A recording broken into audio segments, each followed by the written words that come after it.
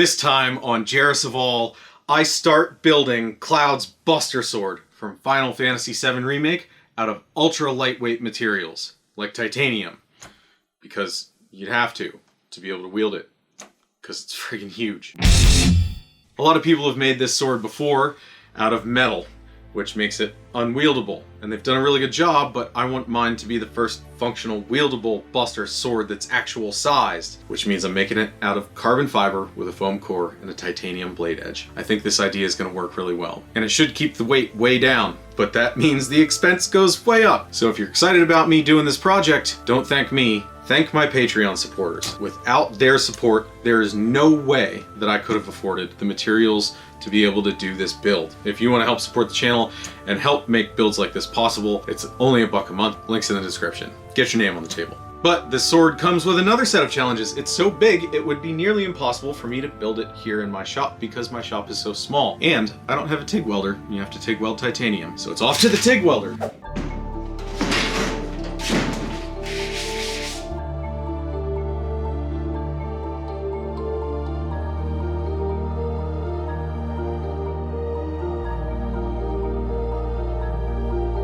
In part 2 of the build series of the Blades of Chaos from God of War, I went over extensively how I find the size for stuff from these things in real life.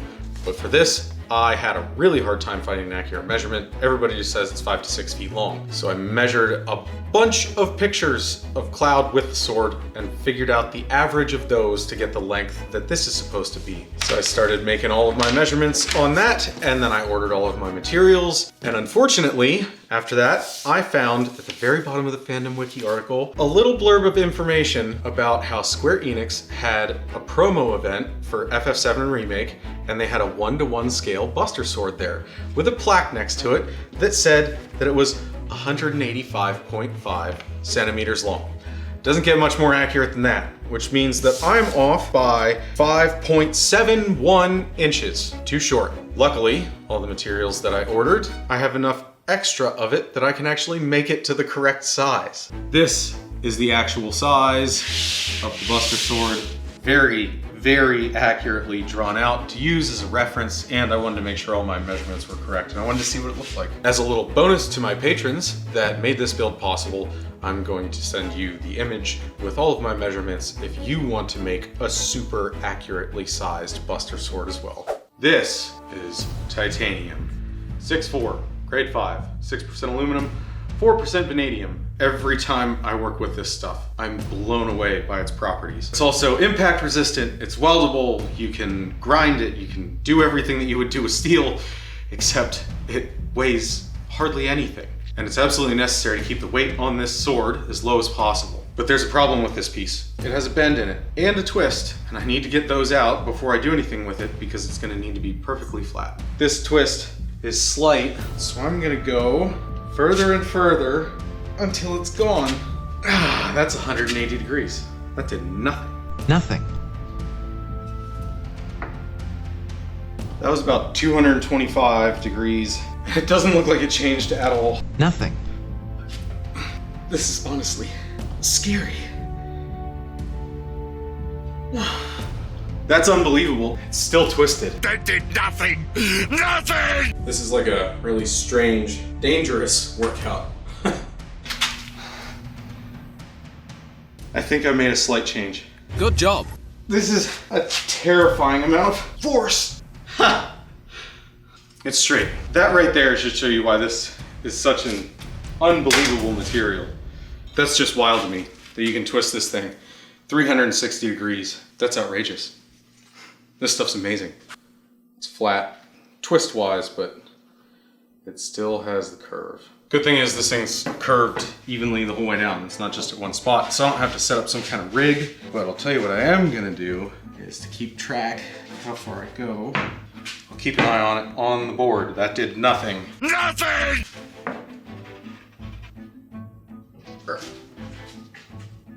Still there. There's still a little bit of a bend right in the middle.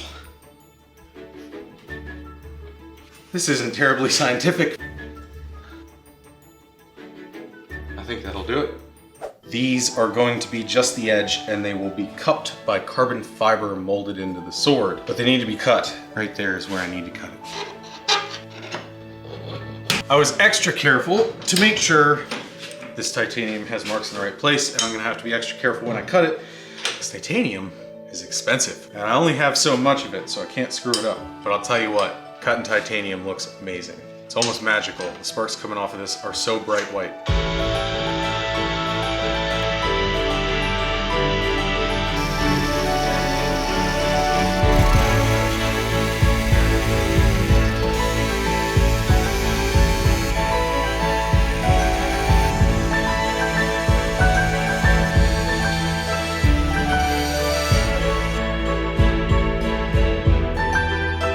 Perfect.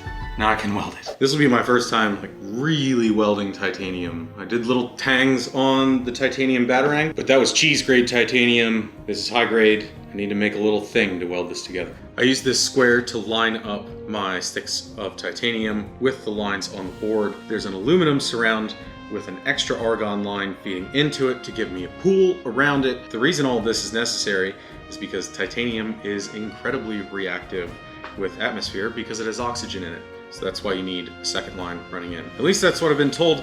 I've only welded titanium once and it was just little tiny tacks. Let's hope I can do this without screwing it up. There we go.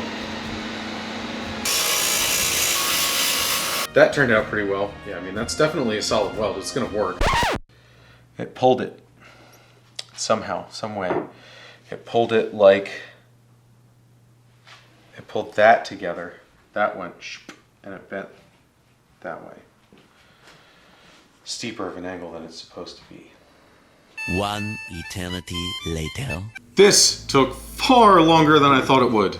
I figured it was basically done because there was a little bit of rust on the surface and I figured the weld would be good. This is nothing like other metals that I've welded. I beat on it to try to get that little curve that was in it back into place and it didn't work. I cut it and it broke and I realized that the weld was weak. So I cut it and I welded it and I cut it and I welded it and I beat on it and it broke.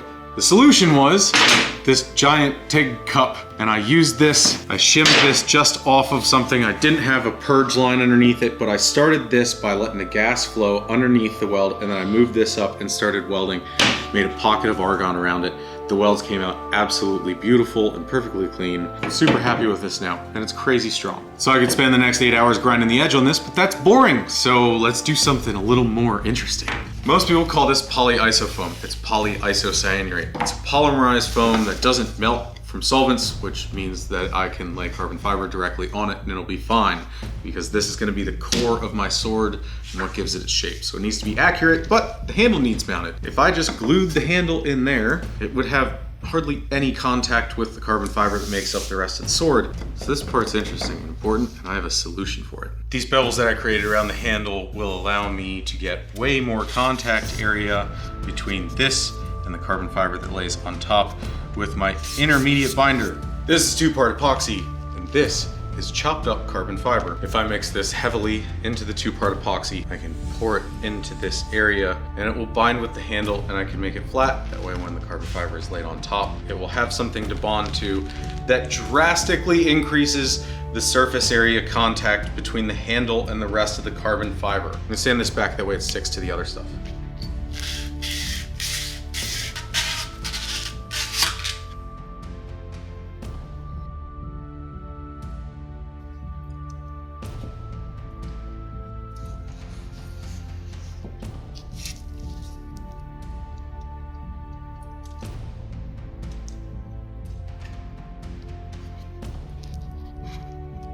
I just had a good idea that I should have done the first time.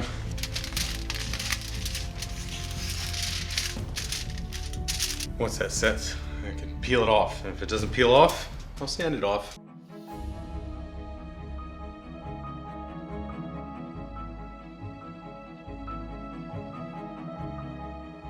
I did it. One piece. Buster sword. Should be pretty obvious that this is a lot floppier than it was before, but that had to come off because all these little pits and holes in the foam need to be filled. They can't be there, otherwise the carbon fiber will pull down into those. And I need to cut the blade edge, and it's gonna be far easier to cut the blade, the bevel, for the blade into the foam without that aluminum foil and paper backing on it. I need to true the edge up. My cut wasn't perfectly perpendicular. This is the side that I drew the pattern onto, so I need to make sure that this is true and 90 degrees before I cut the first bevel, because I'll be removing that edge and I won't have reference for the other side. Time for hand sanding.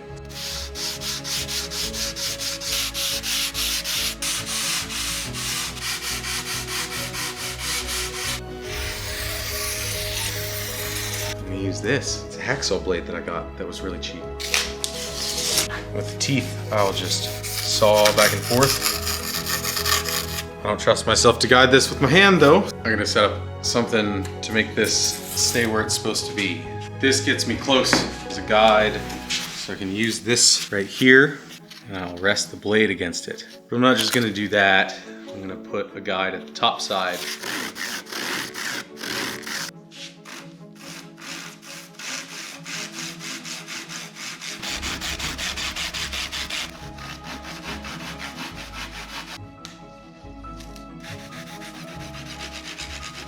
This needs to be hand sanded down to refine the edge to exactly what it needs to be.